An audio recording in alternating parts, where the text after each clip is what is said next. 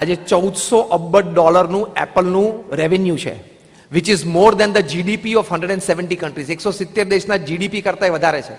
That means 170 દેશોમાં કેબિનેટથી માંડીને પ્રધાનમંત્રી અને પ્રેસિડેન્ટને ઇન્ફ્લુઅન્સ એપલનો એક્ઝિક્યુટિવ કરી શકે એટલી તાકાત છે એ લોકોની.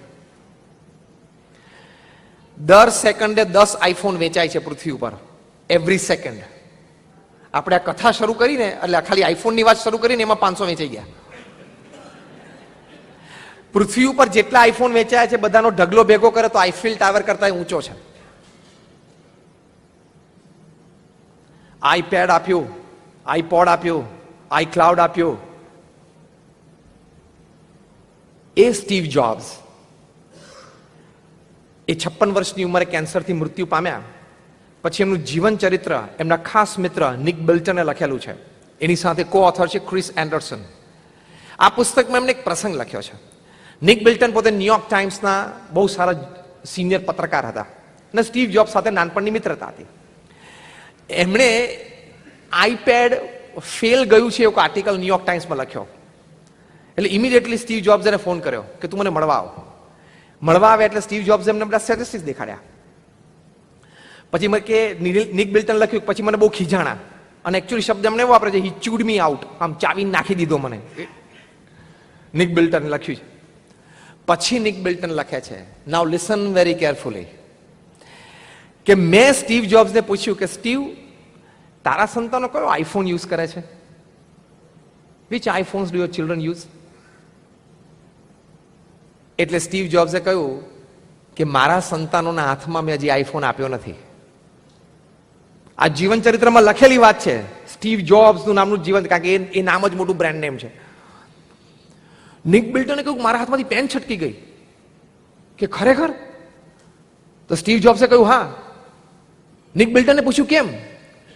તો સ્ટીવ જોબ્સે કહ્યું છે કે we have limited the use of technology. ટેકનોલોજીનો કેટલો ઉપયોગ અમારા ચિલ્ડ્રને કરો, બાળકોએ કરો, એ અમે મેં ને મારા પત્નીએ સાથે બેસીને નક્કી કર્યું છે.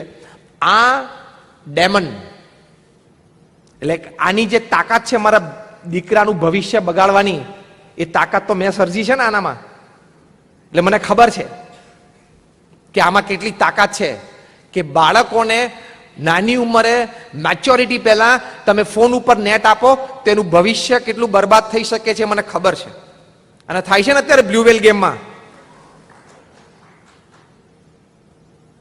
થાય છે ને બ્લુ વેલ ગેમમાં. અત્યાર સુધીમાં 200 કિશોરોએ છેલ્લા 1 વર્ષમાં આપઘાત કરી નાખ્યો. ભારતમાં પણ 5-6 કેસ બન્યા. બની શકે કદાચ તમે લોકો અહીંયા બેઠા છો, તમારાના કોઈ સંતાન, ભાણિયા, ભત્રીજા પણ અત્યારે બ્લુ વેલ ગેમ રમતા હોય અને તમને આ ગેમ આખી નેટ ઉપર ખબર છે, એનો ઇતિહાસ તમે જાણતા હશો. એમાં 50th સ્ટેપ છે, આ ગેમના ભાગ રૂપે તમારે આપઘાત કરવાનો જ. You have to commit suicide. ગઈકાલે એક જણાએ કર્યો. સ્ટીવ જોબ્સ જેણે આઈફોન બનાવ્યો, એમને એમના સંતાનો 18 વર્ષના થયા ત્યાં સુધી આઈફોન હાથમાં નથી આપ્યો, કારણ કે આ જાણતા હતા. અને તમે તમારા દીકરાનો 12મો અને 14મો બર્થડે હોય ત્યારે આઈફોન હાથમાં આપો છો, એટલે સ્ટીવ જોબ્સ કરતા તમે વધારે બુદ્ધિશાળી થાય નહીં?